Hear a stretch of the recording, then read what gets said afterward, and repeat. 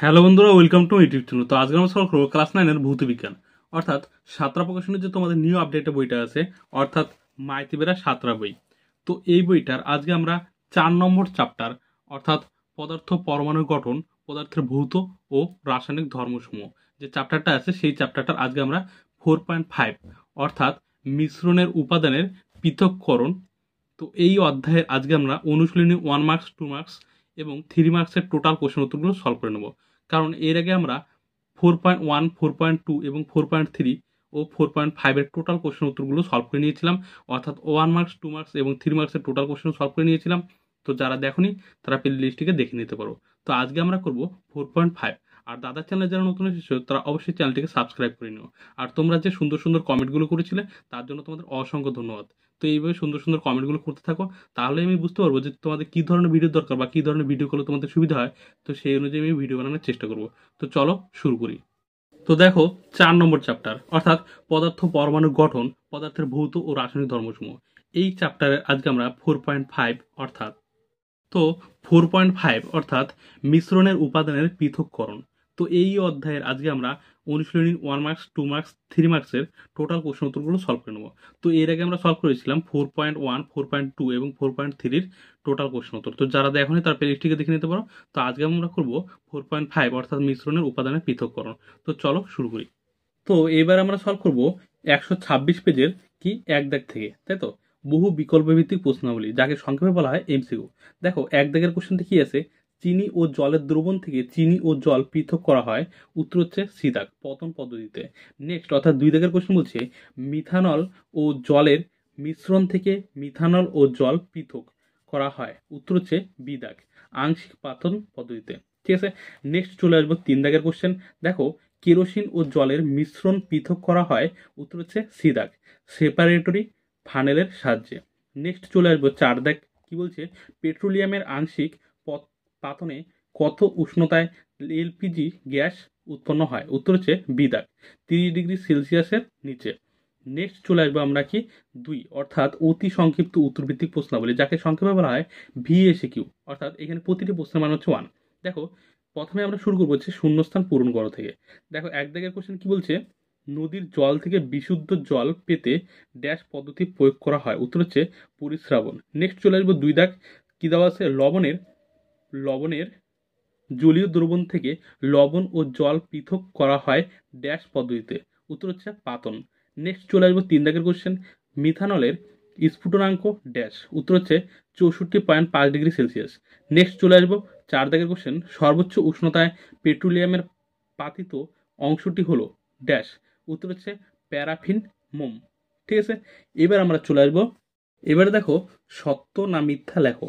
তো এক দাগ বলছে পেট্রোলিয়ামের শোধনকালে অবশেষ রূপে পিচ পাওয়া যায়। উত্তর হচ্ছে সত্য, তাই টিক চিহ্ন। ঠিক আছে, নেক্সট, অর্থাৎ 2 দাগ, তুতের জলীয় দ্রবণ থেকে তুতে ও জল পৃথক করা হয় আংশিক পাতন পদ্ধতিতে। উত্তর হচ্ছে মিথ্যা, তাই ক্রস চিহ্ন। নেক্সট, অর্থাৎ 3 দাগ, পেট্রোল ও জলের মিশ্রণ থেকে তাদের পৃথক করা হয় সেপারেটরি ফানেলের সাহায্যে। উত্তর হচ্ছে সত্য, তাই টিক চিহ্ন। নেক্সট চলে আসবো, এবার আমরা সলভ করব এক কথায় উত্তর দাও। দেখো এক দাগের কোশ্চেন বলছে অ্যাজিওট্রোপ মিশ্রণকে কোন পদ্ধতিতে পৃথক করা হয়। উত্তর হচ্ছে অ্যাজিওট্রোপিক পাতন পদ্ধতিতে। নেক্সট, অর্থাৎ 2 দাগের কোশ্চেন বলছে লবণের জলীয় দ্রবণ থেকে লবণ ও জল পৃথক করা হয় কোন পদ্ধতিতে। উত্তর হচ্ছে পাতন। নেক্সট, অর্থাৎ 3 দাগ বলছে অ্যালকোহল ও জলের মিশ্রণ থেকে অ্যালকোহল ও জল পৃথক করা হয় কোন পদ্ধতিতে। উত্তর হচ্ছে আংশিক পাতন। নেক্সট, অর্থাৎ 4 দাগ বলছে কেরোসিন ও জলের মিশ্রণ থেকে তাদেরকে পৃথক করতে কি ব্যবহার করা হয়। উত্তর হচ্ছে পৃথককরণ ফানেল। এবার আমরা সলভ করব বাম স্তম্ভের সঙ্গে ডান স্তম্ভের সামঞ্জস্য বিধান করো, অর্থাৎ বাম স্তম্ভের সঙ্গে ডান স্তম্ভ মিলাও। দেখো এ দাগ বলছে তুতের জলীয় দ্রবণ। উত্তর হচ্ছে 4 দাগ, কি পাতন। নেক্সট, অর্থাৎ বি দাগ বলছে CCl4 ও জলের মিশ্রণ। উত্তর হচ্ছে 3 দাগ, অর্থাৎ পৃথককরণ ফানেল। ঠিক আছে, নেক্সট চলে আসবো কি সি, ন্যাপথা। উত্তর হচ্ছে 1 নম্বর, কি সংগৃহীত উষ্ণতা 100°C থেকে 180°C। নেক্সট চলে আসবে ডি, অর্থাৎ প্যারাফিন মোম। উত্তর হচ্ছে 2 দাগ, কি 500°C এর উপরে।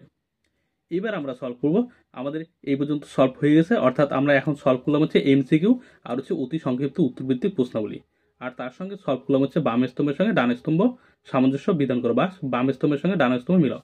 তো এবার আমরা সলভ করবো 3 দাগ অর্থাৎ সংক্ষিপ্ত উত্তরভিত্তিক প্রশ্নাবলী, যাকে সংক্ষেপে বলা হয় এসিকিউ, যেখানে প্রতিটি প্রশ্নের মান হচ্ছে 2। দেখো 1 দাগ বলছে মিশ্র পদার্থ কাকে বলে। এই কোশ্চেন উত্তরটা আমরা 123 নম্বর পেজে পেয়ে যাবো।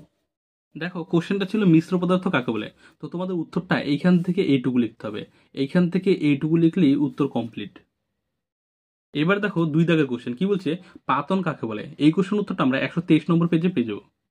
দেখো পাতন কাকে বলে, এই হচ্ছে পাতন, তো তোমাদের এইখান থেকে এইটুকু লিখতে হবে, এইখান থেকে এইটুকু লিখলেই উত্তর কমপ্লিট। এবার দেখো 3 দাগের কোশ্চেন কি বলছে, আংশিক পাতন কাকে বলে। এই কোশ্চেন উত্তরটা আমরা 124 নম্বর পেজে পেয়ে যাবো। দেখো এই হচ্ছে আংশিক পাতন, তো তোমাদের এইখান থেকে এইটুকু লিখতে হবে, এইখান থেকে এইটুকু লিখলেই উত্তর কমপ্লিট। এবার দেখো নেক্সট কোশ্চেন অর্থাৎ 4 নম্বর কি দেওয়া আছে, সেপারেটরি ফানেল কি। এই কোশ্চেন উত্তরটা আমরা 125 নম্বর পেজে পেয়ে যাবো। দেখো এই হচ্ছে সেপারেটরি ফানেল, ঠিক আছে, এই হচ্ছে সেপারেটরি ফানেল, তো তোমরা এইখান থেকে এইটুকু লিখবে, এইখান থেকে এইটুকু লিখলেই উত্তর কমপ্লিট। এবার দেখো নেক্সট কোশ্চেন অর্থাৎ 5 দাগের কোশ্চেন কি বলছে, আংশিক পাতন পদ্ধতির সীমাবদ্ধতা লেখো। আংশিক পাতন পদ্ধতির সীমাবদ্ধতা লেখো। এই কোশ্চেন উত্তরটা আমরা 125 নম্বর পেজে পেয়ে যাবো। দেখো এই হচ্ছে আংশিক পাতন পদ্ধতির সীমাবদ্ধতা, তো তোমাদের এইখান থেকে এইটুকু লিখতে হবে, এইখান থেকে এইটুকু লিখলেই উত্তর কমপ্লিট। আমরা এতক্ষণ সলভ করলাম 1 মার্কস এবং 2 মার্কসের টোটাল কোশ্চেন উত্তর। এবার আমরা সলভ করবো 4 দাগের অর্থাৎ দীর্ঘ উত্তরভিত্তিক প্রশ্নাবলী, যাকে সংক্ষেপে বলা হয় এলএকিউ, যেখানে প্রতিটি প্রশ্নের মান হচ্ছে 3। তো দেখো 1 দাগের কোশ্চেন কি বলছে, চিত্রসহ পাতন পদ্ধতি বর্ণনা করো। এই কোশ্চেন উত্তরটা আমরা 123 থেকে 124 নম্বর পেজে পেয়ে যাবো। তো দেখো এই কোশ্চেন উত্তরটা তোমরা এই ব্র্যাকেট থেকে লেখা শুরু করবে, অর্থাৎ এখানে যে ব্র্যাকেটটা দিয়েছি এখান থেকে লেখা শুরু করবে, এইখানে যা যা আছে টোটালটা লিখে নেবে, ঠিক আছে, এই ছকে যা যা আছে টোটালটা লিখে নেবে, এইখান থেকে শুরু করবে আর এই ছকে যা আছে টোটাল লিখে নেবে, ঠিক আছে। এবার নেক্সট পেজে চলে আসবে, নেক্সট পেজ অর্থাৎ 124 নম্বর পেজে এসে এই পর্যন্ত লিখে নেবে, এখানে যা যা যেভাবে লেখা আছে সেইভাবে লিখে নেবে, ঠিক আছে। তো এই পর্যন্ত লিখে নিলেই উত্তর কমপ্লিট। এবার দেখো 2 দাগের কোশ্চেন কি বলছে, চিত্রসহ আংশিক পাতন বর্ণনা করো। এই কোশ্চেন উত্তরটা আমরা 124 থেকে 125 নম্বর পেজে পেয়ে যাবো। দেখো এই কোশ্চেন উত্তরটা তোমরা এইখান থেকে লেখা শুরু করবে, এইখানে যা আছে যেভাবে আছে টোটালটা লিখে নেবে, ঠিক আছে। তারপরে নেক্সট পেজে চলে আসবে, এবার নেক্সট পেজে এসে এই টোটালটা লিখে নেবে, এই ছকের মধ্যে যেটুকু আছে। তো এই পর্যন্ত লিখে নিলেই উত্তর কমপ্লিট, অর্থাৎ এখানে যেটুকু আছে এই সম্পূর্ণটা লিখে নেবে। তো আগের পেজে যেটুকু বললাম আর পরের পেজে এই পর্যন্ত লিখে নেবে, তাহলেই উত্তর কমপ্লিট। এবার আমরা সলভ করবো 3 দাগের কোশ্চেন কি দেওয়া আছে, সেপারেটরি ফানেলের সাহায্যে কিভাবে মিশ্রণ পৃথক করা হয় তার চিত্রসহ বর্ণনা করো। এই কোশ্চেন উত্তরটা আমরা 126 নম্বর পেজে পেয়ে যাবো। দেখো এই কোশ্চেনের উত্তরটা তোমরা এইখান থেকে এইটুকু লিখে নেবে, এইখান থেকে এইটুকু লিখে নিলেই উত্তর কমপ্লিট, অর্থাৎ এই ছকের মধ্যে যা আছে যেভাবে আছে সেভাবে লিখে নিলেই উত্তর কমপ্লিট। আর ছবিটা অবশ্যই দেওয়ার চেষ্টা করবে, ঠিক আছে। তো এইখান থেকে এইটুকু লিখে নেবে, তাহলে উত্তর কমপ্লিট। তো আমরা 4.5 অর্থাৎ মিশ্রণের উপাদানের পৃথককরণ যে অধ্যায়টা আছে সেই অধ্যায়ের টোটাল কোশ্চেন উত্তরগুলো সলভ করে নিলাম অনুশীলনীর। তো ভিডিওটা ভালো লাগলে অবশ্যই লাইক কমেন্ট এবং শেয়ার করে দিও, আর দাদার চ্যানেল যারা নতুন এসেছো তারা অবশ্যই চ্যানেলটিকে সাবস্ক্রাইব করে নিও।